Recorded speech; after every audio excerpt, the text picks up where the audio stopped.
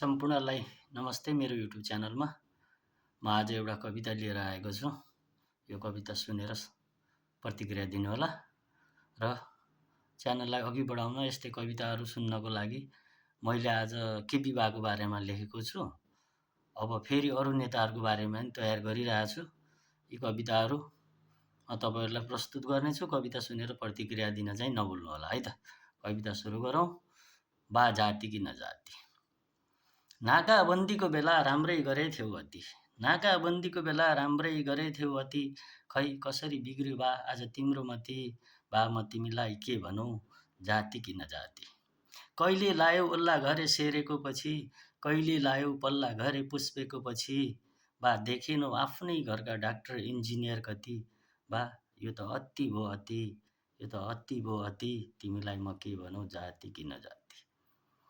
बा छाडिदेऊ न घर व्यवहार, बा छाडिदेऊ न घर व्यवहार, दाजुभाइलाई आफै घमण्ड गर्छौ गति, बा छाडिदेऊ न घर व्यवहार, दाजुभाइलाई आफै घमण्ड गर्छौ गति, जति भने पनि नलाग्ने बा किन हो र, जति भने पनि नलाग्ने किन हो र, बा यो त अति भो अति, तिमीलाई के भनौँ जाति कि नजाति। साथ दियौ गुण्डा भ्रष्टाचारी र नागरिक बेच्नेलाई अति, साथ दियौ गुण्डा भ्रष्टाचारी र नागरिक बेच्नेलाई अति, बा अब त सुध्रन यो त अति भो अति, बा अब त सुध्रन यो त अति भो अति।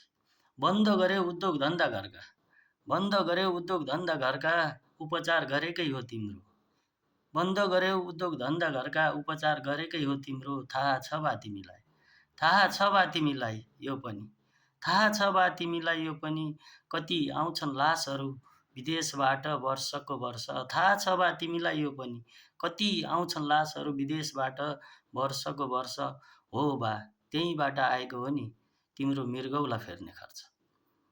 ताला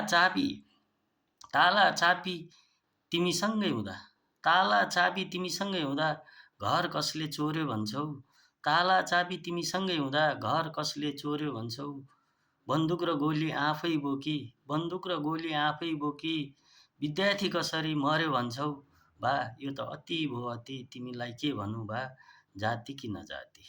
बा पल्ला घरे शेरेले पनि, बा पल्ला घरे शेरेले पनि जन्माएछ नि गगन जत्तिको नाति, बा पल्ला घरे शेरेले पनि जन्माएछ नि गगन जत्तिको नाति, बा तिमीले त यति पनि गर्न सकेनौ, बा तिमीले त यति पनि गर्न सकेनौ, म तिमीलाई के भनौँ जाति कि नजाति।